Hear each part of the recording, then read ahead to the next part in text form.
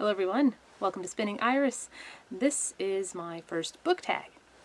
It's an easy one. I just found out about it today, or yesterday rather, as I'm posting this really early in the morning. Yeah, this is the BookTube spin tag. It's brand new from booktuber Rick MacDonnell. It's based on his, I guess, spin classic tag he did a while back. I'm not entirely sure. It sounded interesting. This one sounded interesting. And I love a good spin. This looks like a lot of fun, and holy crap, I'm actually making a TBR. So what is the premise of this book tag? Well, what I'm basically going to do is select 20 books from my TBR, or in my case, from my vast collection of books, and post that list to social media or to YouTube, which is what I'm doing now, by January 31st, which will be today. And yeah, he suggested making themes for selecting books. I got 4 different themes. Well, let's get right into it. So the first book on this list is Axiom's End by Lyndsay Ellis. I was planning on reading this bit of science fiction this year, sometime this year, so if it's sooner, that's okay. And also mentioned earlier this year from that same video actually, Sing Unburied Sing by Jesmyn Ward. This one I'll probably read for February anyway. Yeah, looking forward to this one, but if it's on there, if this is the number that's picked, then so be it. I'll just have to read it faster. Number 3 on my list was one that I was planning on reading this year, again. Till We Have Faces by C.S. Lewis. This one's been sitting on my shelf for quite a while. In fact, for some reason I have doubles of this. It's inspired by the classic myth of Cupid and Psyche. So yeah, this will be interesting. Yeah. And to continue with my banned book obsession, I've got 2 banned books that I was planning on covering this year anyway.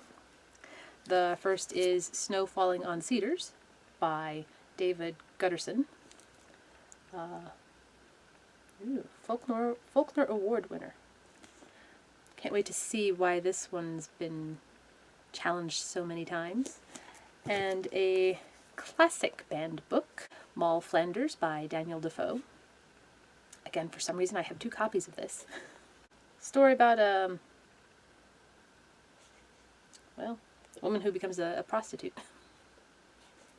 Have an idea of why this one might have been banned, but I can't wait to find out all of the juicy details. The second theme I have is Sci Fi Fantasy. Love sci-fi and fantasy. It's probably about a quarter of what I have. Let's see, number 6 for this list is She by H. Rider Haggard. Couldn't find the single copy that I have, so I'll have to pull it out of my big Haggard collection here. It's one that's been on my shelf for quite some time. I was very curious about reading it. It's a simple title. The single copy of the book I have has a slightly naked lady on it, so a silly teenage brain's like, ooh, wonder what this is about. Anyway. Let's see. Number 7 is A Stainless Steel Rat is Born by Harry Harrison. I've read a few of these Stainless Steel Rat books. They're quite a lot of fun, and I'm curious to see how Slippery Jim Degrees was born, or how he created himself into a stainless steel rat. Apparently it's the final volume in the saga of this brilliant thief. I don't know if you can tell, this looks a lot like Marlon Brando there. Number 8, The Man in the Empty Suit by Ferrell. This one I got through Sci-Fi Book Club years ago when I was still buying books from Sci-Fi Book Club. It seemed like an interesting idea. A man somehow is able to have a birthday party with himself in all of his various ages, from from, throughout his own personal history, and one of those versions of himself shows up to the party dead. And he's going to try and figure out how that happened and how he can hopefully stop it. I picked this up a couple of times. I hadn't actually read anything in it. I think I've gone through a couple pages, but it sounded interesting, and it's on this list now. Number 9, Folk of the Air by Peter S. Beagle. This is the author of The Last Unicorn, which I did read. It's quite enchanting, and this one is hopefully going to be just as enchanting. Number 10, the last book in this category, is The 34th Rule by Armin Shimmerman and David R. George III. This is a Star Trek Deep Space Nine novel about Quark, obviously. I just kind of picked this one random off of my shelves. It's, for some reason, this is one that I haven't read, and I don't know why I haven't read this one. Armin Shimmerman is a really good author. So yeah, now I'm going to get to this one. Finally, Quark's Biggest Deal by the actor who brings him to life. Right, and the third category, kind of an obvious one, books that have been languishing on my shelves for years and years and years, and it's about time I pick them up and actually read them. This one, starting with this one, number 11, The Man on the Ceiling by Jules Feifer. Probably Feifer. I don't know why I picked this one up. It was either because there's a cool title with an interesting cover, or I thought it was somebody else's book. I've had this book since I was 8 years old. Since I was 8 years old. It's time I read this one. It's definitely an older kid's book. It's got some interesting illustrations. I did read a kid's book last year, so might as well read another kid's book this year.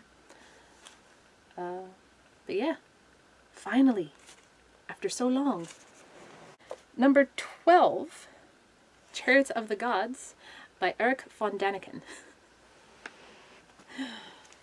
This is probably one of the most random books on this TBR. This world-famous bestseller endures as proof that Earth has been visited repeatedly by advanced aliens from other worlds. So yes, this is non-fiction. Don't judge me. When I picked this up, I was watching a lot of Stargate, so which was partially inspired by this book, is what I've heard. So yeah, this should be quite entertaining. Number 13 on this list is one I'm probably going to regret putting here, because it's, I think, the longest one I have, The Robber Bride by Margaret Atwood. I think I picked this one up not long after finishing A Handmaid's Tale when I was in high school. This is not connected in any way to that book. Not entirely sure what it's about, but that's okay. I'm going to find out. Roz Karras and Tony L. share a wound, and her name is Xenia. Ooh. So this is probably going to be pretty juicy.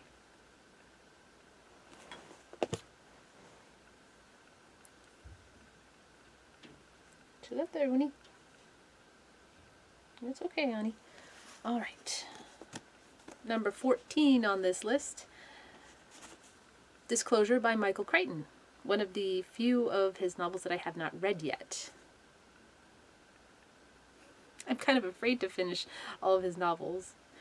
But yeah, don't really know much about this story at all, except that it was made into a movie with Michael Douglas and Demi Moore. That's about all I know. Yeah, this should be quite an intriguing read.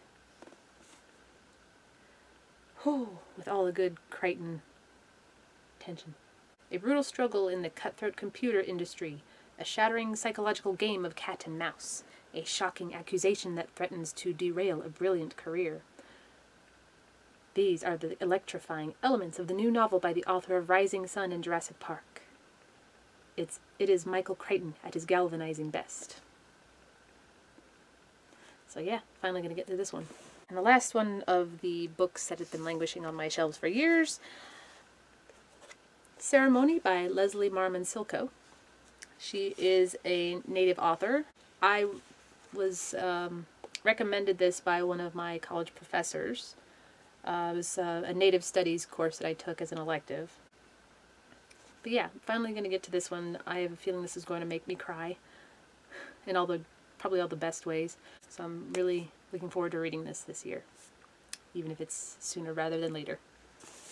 And for the last category, have books that I have recently discovered, either through wandering through the bookstore or through BookTube, which brings me to the first one here, number 16, City of Brass by S.A. Chakraborty. I think I said that right.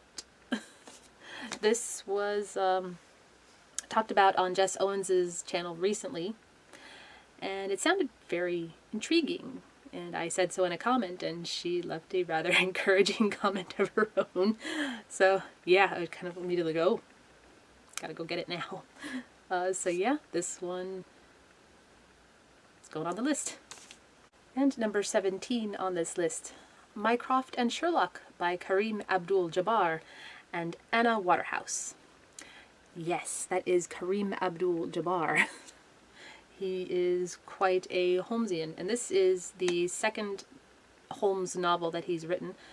The first one was Mycroft, and it's just Mycroft. Sherlock did appear briefly, and though that sequence was rather nice. It's quite intriguing seeing this world from Mycroft's perspective, as opposed to Sherlock. Everyone's so used to seeing Sherlock being amazing. It was quite thrilling seeing how Mycroft is forged. He was quite athletic, quite the...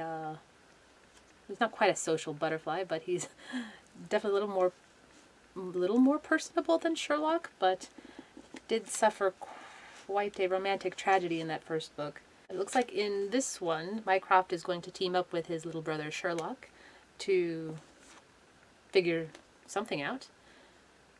Yeah. Had no idea, originally I had no idea that this was a thing until I saw it in the bookstore. Just Kareem Abdul-Jabbar and Mycroft. And I was like, ooh, really? Cool. So yeah, I'm excited to get to book 2 here. Number 18, picked up a couple years ago, Uncommon Type by Tom Hanks. This is a collection of short stories with a running theme of a typewriter. The interesting things about Tom Hanks is he is a collector of typewriters. Just fun, useless fact. So yeah, I can't wait to see what he's got in here. Number 19. I think this is another kid's book. This is from the Mix-Up Files of Mrs. Basil E. Frankweiler by E.L. Königsberg. It's just one of those things that I kind of randomly picked up at Barnes & Noble. I think it was during a major book sale they had going on. So yeah, I got another kid's book on here. A classic kid's book, as opposed to a somewhat modern kid's book. Yeah, I know nothing about this book whatsoever, except that it's about a girl named Claudia and her brother Jamie ending up living in the Metropolitan Museum of Art. But yeah, this one should be quite fun. And last but not least, number 20, another one that I brought up recently, Circe by Madeline Miller.